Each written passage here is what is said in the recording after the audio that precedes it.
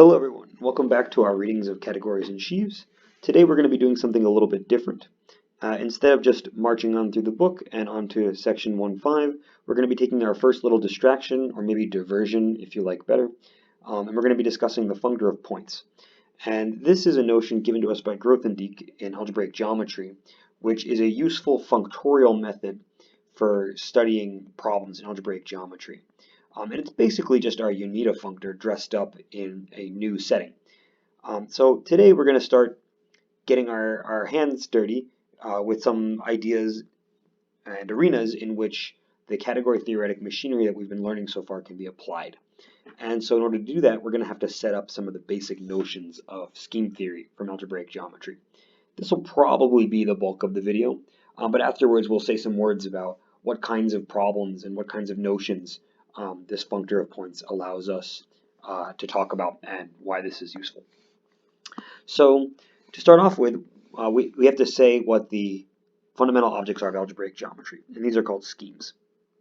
And full disclosure, I don't make any attempt to be complete in the next 30 minutes or 40 minutes or so of discussing schemes. I'm only going to say the bare minimum of what we need to know. If you want to learn more about schemes, you should read Hartshorne or Vauquel's notes, or maybe look at the Red Book of Varieties or something like that, something aimed at algebraic geometers. Today we're only going to say the absolute minimum. So schemes are our basic building blocks, and they themselves have basic building blocks called affine schemes. And so we'll start by defining these. So an affine scheme is an object which is built out of a commutative ring with a unit. And the idea is we need to generalize a correspondence from commutative algebra that hopefully you guys are at least a little familiar with if you're watching. If not, then, well, we can't discuss everything. But basically for algebraic varieties, we have a classical correspondence between affine varieties. These are the systems of polynomial equations, and in particular the solutions with those, and finitely generated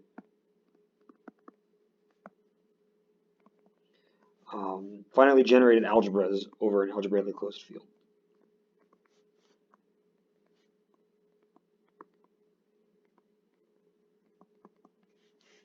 Just make a little space.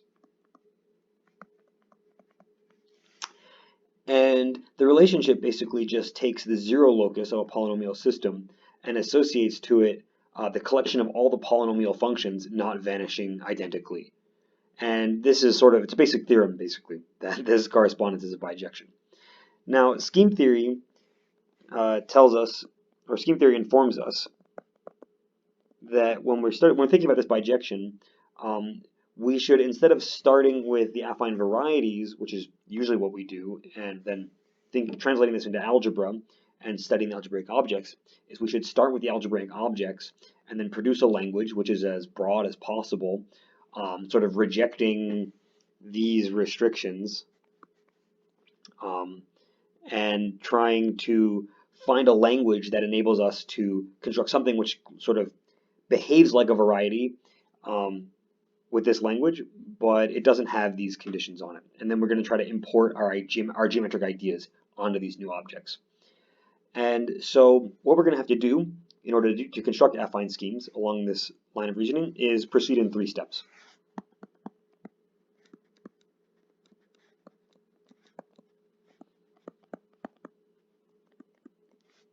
And hopefully each of these steps is not too hard. So step 1 is just to say, what is an affine scheme as a set? In other words, like, what are the points in an affine scheme? And then the next thing we'll have to do is topologize these points.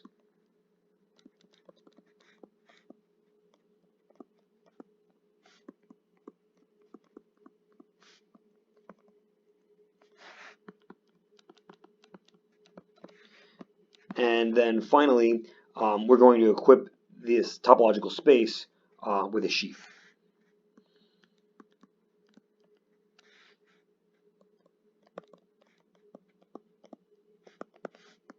And we haven't said what a sheaf is yet in these videos. We've said what a pre-sheaf is, and I'll tell you what a sheaf is, at least in the classical sort of geometrical setting. And we're going to return to these notions over and over and over again. So this is not at all a waste of time. When it comes time to talk about sheaves, we're not going to say, again, everything that there is possibly to say, because there's a lot that you can say about sheaves and cohomology, and we're going to just keep returning to these ideas over and over and over again over the course of the videos. Okay, so let's start with step one. So let's take a ring R, and all of our rings will be commutative and unital. That just means that there's a 1. And we're going to define our set, which we call spec R, to consist of all the prime ideals.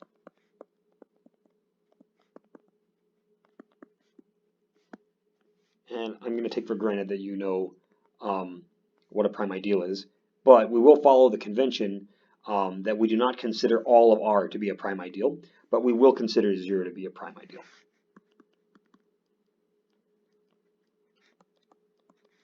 And this is sort of, at least, including 0 if R is actually an integral domain. Of course, we don't need that, but if it is, then 0 will be prime. Now, on an affine variety, there are 2 types of prime ideals in what we would have classically called the coordinate ring. And these are the maximal ideals and the ordinary prime ideals.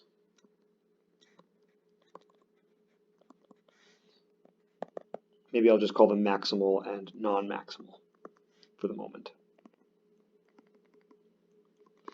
And what we learn in classical commutative algebra is that the maximal ideals correspond to the individual points. This is maybe the Nullstellensatz, if you like.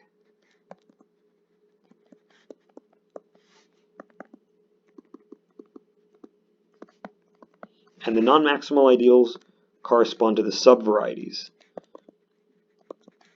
that are bigger than an individual point.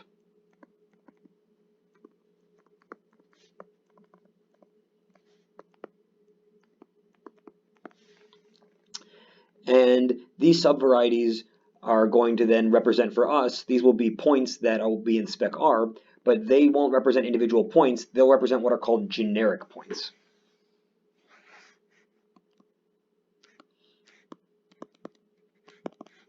And the reason we call them generic is because they're points that live sort of everywhere at once along a subvariety. So if I'm proving something about a subvariety and I can prove it holds at the generic point, well, that'll mean 2 things. First, it'll mean it's true of the subvariety, but also it'll be true generically in the sense that vanishing off some locus given by some maybe algebraic equations themselves, it will hold at each individual point. And those of you who know some things about commutative algebra might know some things about localization and might know sort of what I'm saying here. But let's not worry about it too much. Now,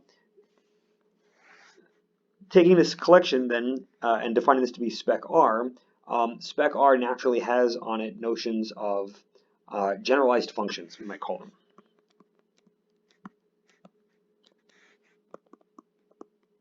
And this is going to be important to talk about because we're going to have to say how this works when we talk about this sheaf. So I'm going to introduce it now. And what I mean by this is that given any element f, I'm going to use notation like it's a function to sort of suggest this to you. I can define a function tm, maybe in scare quotes, as follows. If I take any x in spec R, then I can define f of x to be the image of f in the field of fractions. Let me write that down. So I define f of x to be the image of f in the field of fractions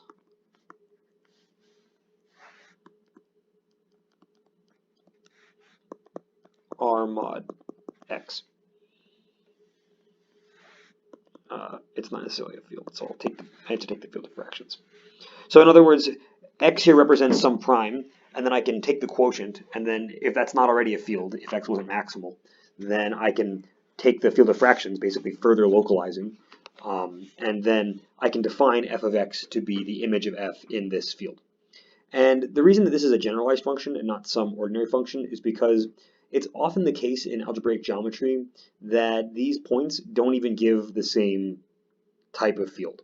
Like, if I was doing this maybe classically with closed points, well then every residue field would look exactly the same as every other residue field up to some isomorphism, which you could fix.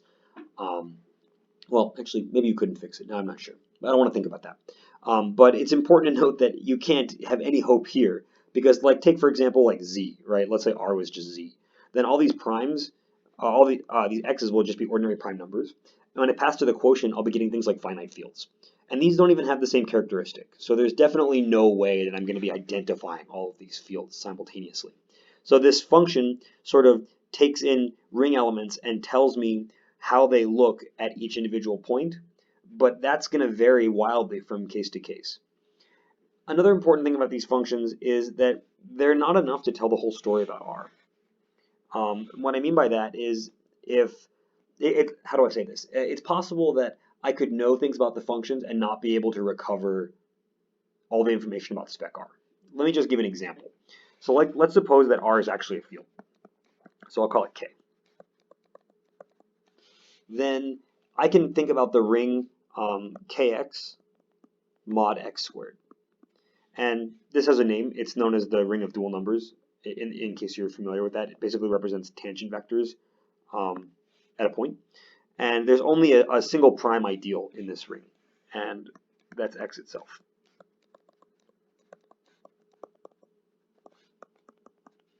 And you can check that. This is sort of also clearly a non-zero element. But if I look at the function that's defined in this construction, that function will descend in every instance to just 0. Because when I take this ring modulo x, well, that's just simply k itself. So if, in other words, if I take x and I try to evaluate it on itself, so to speak, then I'm feeding a non-zero value into a non-zero function. But I'm feeding a non-zero ideal into this function, and I'm getting the fact that the function vanishes identically, because kx mod x squared mod x is simply k, and x in this quotient maps to 0. So these sort of generalized functions are a little bit finicky, and if you're unhappy with what I've said so far, if you're wondering why I'm telling you all this, just bear with me. You'll see in a moment. Okay, so we've said what spec R is.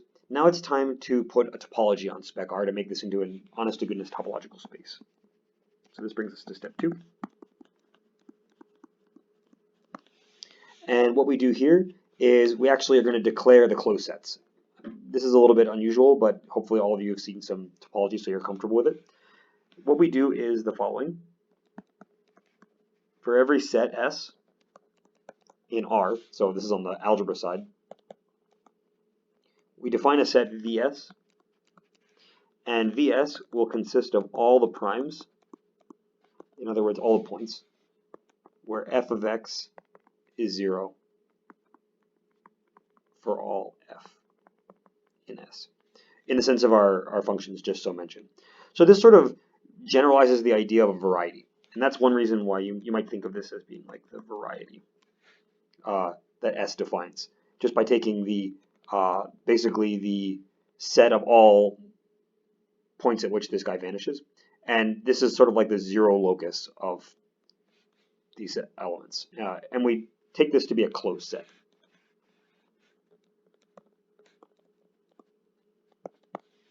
And that's sort of why, right? Like if you think about doing this classically, then this is somehow like putting equations on the plane, for example, and cutting out some points or a curve or so. And that's clearly the kind of thing that you want to be closed, not to be open. And sort of equivalently, this is the set of points in spec R that sort of all contain S.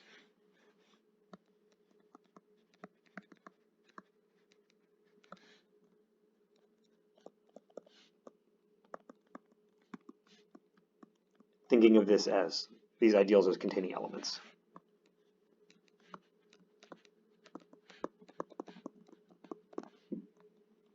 Okay, so there's quite a bit that we could say about this, but let's just briefly suffice it to say that this is a topology, or taking this to be a topology. If it wasn't a topology, of course, you complete it to a topology, but it is.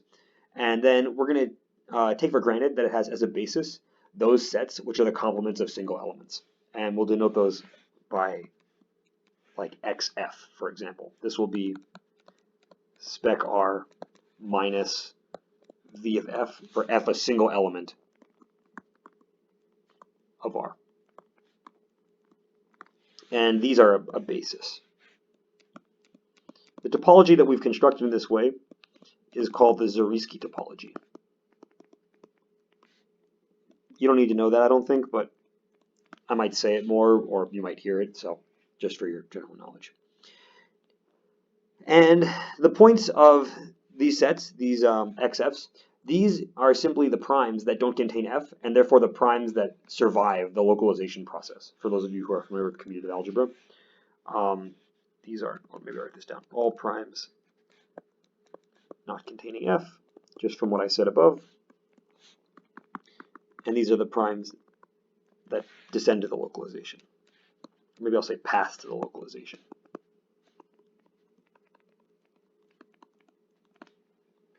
Okay, and one last remark, and then we'll start talking about, a little bit about sheaves, is that this topology is really, really, really coarse.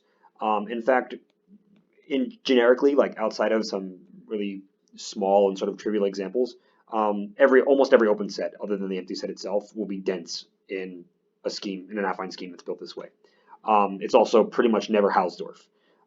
Like for example, if I construct this on R or C, if I just take the affine line, like R adjoint X or C adjoint X, the topology that the Zariski topology generates is actually the cofinite topology, and it's a sort of point set topology exercise for you to check that that's not a Hausdorff topology. Okay, so now before we start equipping our space with sheaves and moving on to step 3, we need to do a little interlude where I tell you sort of what sheaves are and how they work. And like I said, there's a lot we could say about this. So let's just try to keep it as short, sweet, to the point as possible. And so to start with, I'm going to say that all of the sheaves that I'm going to be interested in, at least for this discussion, are going to be sheaves of sheaves of groups.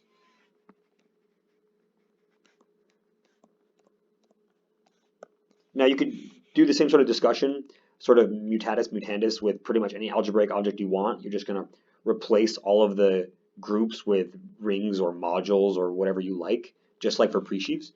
But let's try to just stick to one simple enough object and just start with groups. Okay, so what we're going to do in order to talk about sheaves is we're going to take a particular viewpoint that's the sort of simplest TM construction. We haven't talked about limits yet in the main sort of video series, but I'm gonna give you all the definitions as sort of concrete as possible, and we'll return to them when we've discussed limits in chapter 2. But the process that we're going to use is just called sheafification. It doesn't say anything. Sheafification. And what sheafification does is it takes a pre-sheaf, which is a thing that hopefully we understand pretty well, at least on a topological space, because that's really what we're doing here. So maybe I didn't say this before, maybe I should have. Since we're going to be equipping the sheaf to a topological space, then the pre-sheaf in the sense of Kashiwara and Shapiro that you should have in mind is the pre-sheaf on a topological space. Like you take your topological space, you regard it as a category by thinking of the objects as the open sets, the morphisms are the inclusions when they exist, and then a pre-sheaf is a suitable contravariant functor. That's the way we're going to be thinking. So now what I'm going to do is tell you how to take such a contravariant functor and how to upgrade it into a sheaf. And what we do is we have to construct what's called the stalk at a point. So let's say we have a point x in X, and this is true in any topological space. For our purposes, X is going to eventually be spec of something, but one step at a time. And let's say we have a pre-sheaf, which we'll denote by F. This is sort of standard notation to use this fancy F notation. I know we've been using the boldface ones, but in algebraic geometry, everybody does this. So you get to be fancy too. And so let's take such a pre-sheaf. And now we define the stalk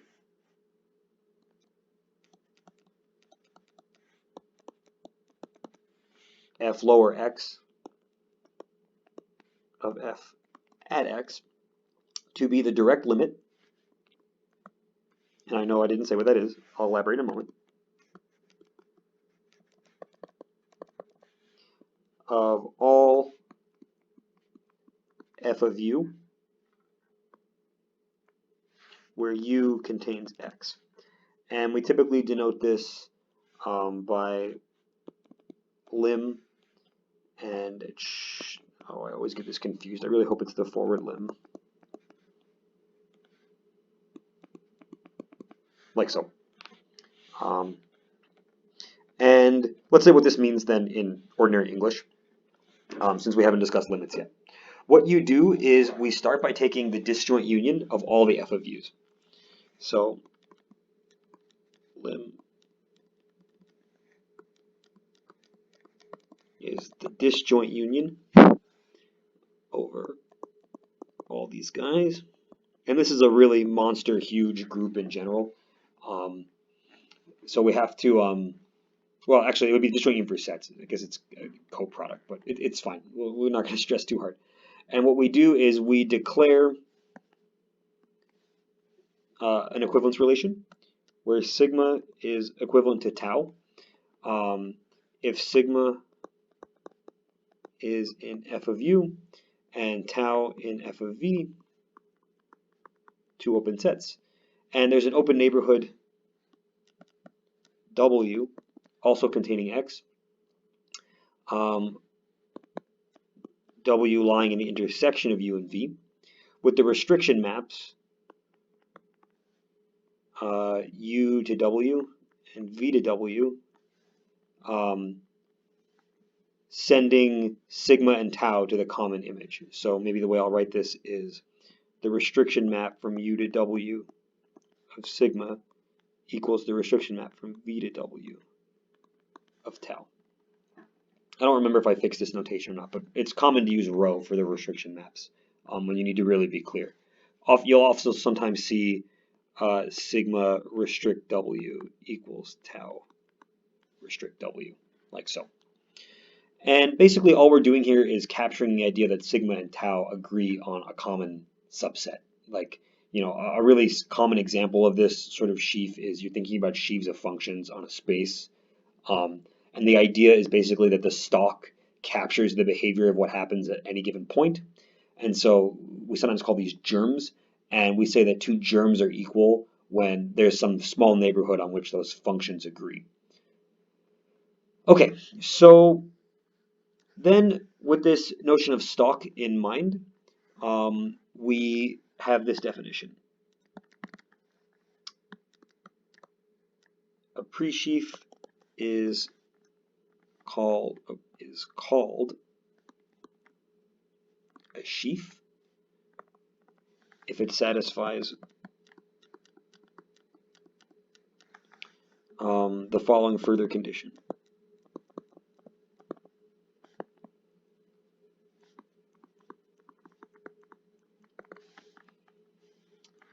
For each open cover, let's call them U alpha of X, of an open set U in X, and each collection of F alpha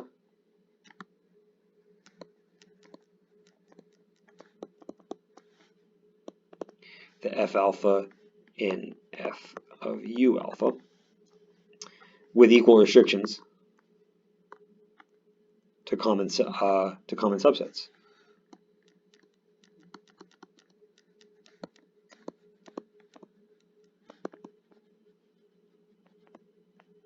Intersections. Then there should be a unique F lying over all of these.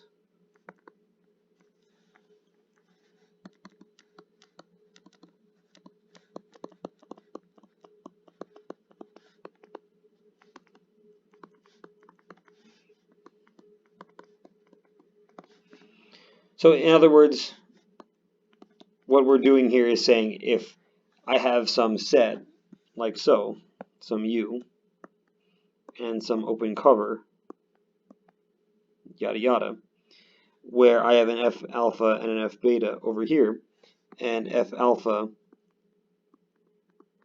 agrees with F beta on the intersection, then there should exist some F gluing them together. And then I'm repeating this process on the whole open set. Okay. So I think that's most of what I wanted to say about just the definition of a sheaf. With this in mind, now we can start constructing an affine scheme.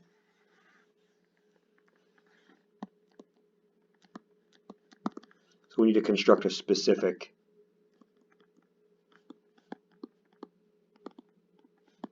sheaf, which we'll call O of X,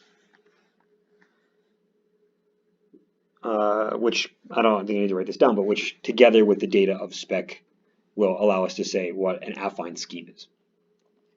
Okay, so what we're going to do is we extend our ring of functions on spec R that we defined above to create our sheaf of rings. So if we have U, which was a basic open set, one of these XFs, so if U is XF for some F, then we define our sheaf to be, I guess I'll call this OX of U, to be our ring R localized at F. And if U is more complicated than a basic open set, well, then it's still covered by basic open sets. And so we'll define in that case OX on U to be all the functions on our topological space that we've constructed, not vanishing identically.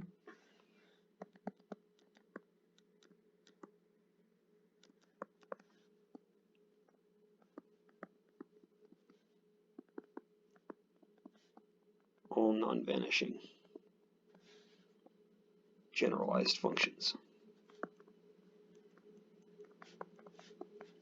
on U. All non-identically vanishing. Oops. That's an important thing. They can vanish non-identically vanishing. And as always, it sort of suffices, because of this business of sheafification, it sort of suffices to look at this property in basic open sets. So, if I want to decide if some function lives in OXU for some U, well, then I can cover U by affines, and then I can just look in each of those XFs that I get in my cover, and I can check, does this thing vanish identically? And if it vanishes identically on all of them identically, then that's equivalent by what we just said to vanishing identically on the whole thing. Otherwise, it's not, and we're good. Okay, so this sheaf that we've constructed is the sheaf that we need to say what an affine scheme is. So the data of spec R together with O of X is an affine scheme.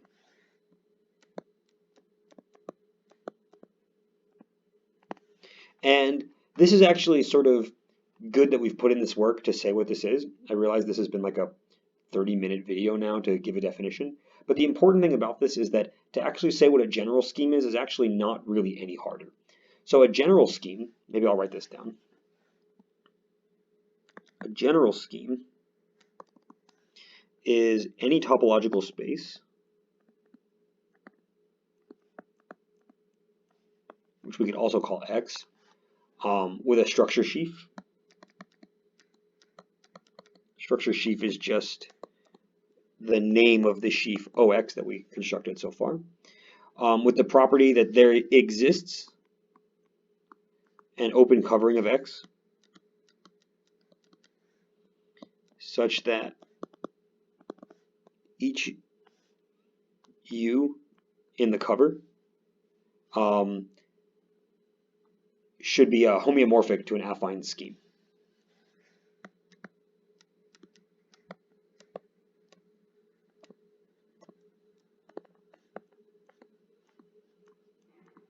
And the restriction to the structure sheaf should be that of the associated commutative ring.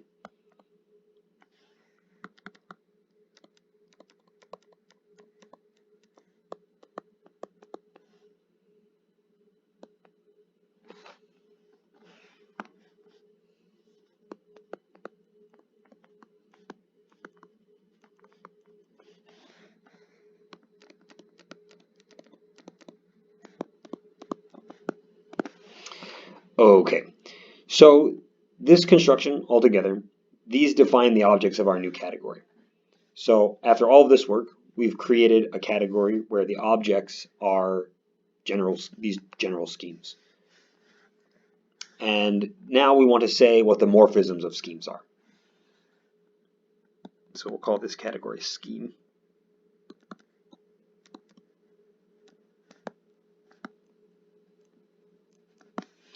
And to say what a morphism is, what we want to do is, again, claim that the data of affine schemes is enough.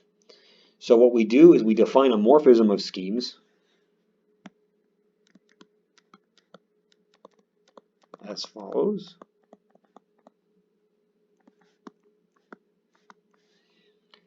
Maybe what I'll do is we'll say it's a pair of maps.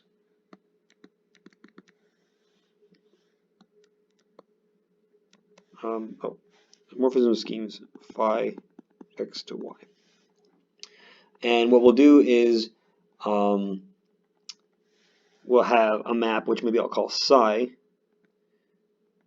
which I'm going to abuse notation, and I'm also going to call this x to y. But here what I mean is this is a continuous map on the underlying topological spaces.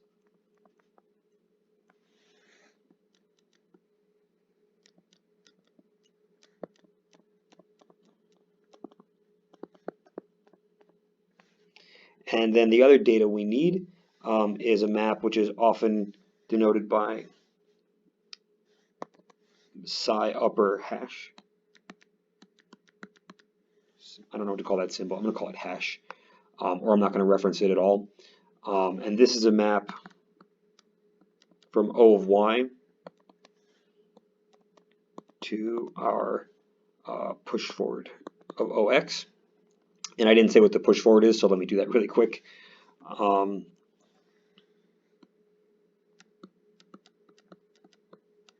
Where psi star of OX is defined is another sheaf, and it's defined by psi star of OX on U is simply OX on psi inverse of U. So in other words, you just take the inverse image of the open set and then you associate to U whatever the values are there. Okay. And one last thing is we need a compatibility condition, which is that for any P and neighborhood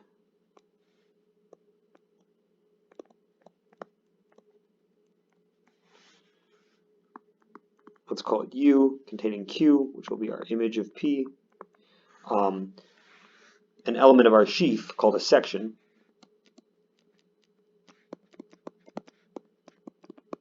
lying over this U should vanish at Q if and only if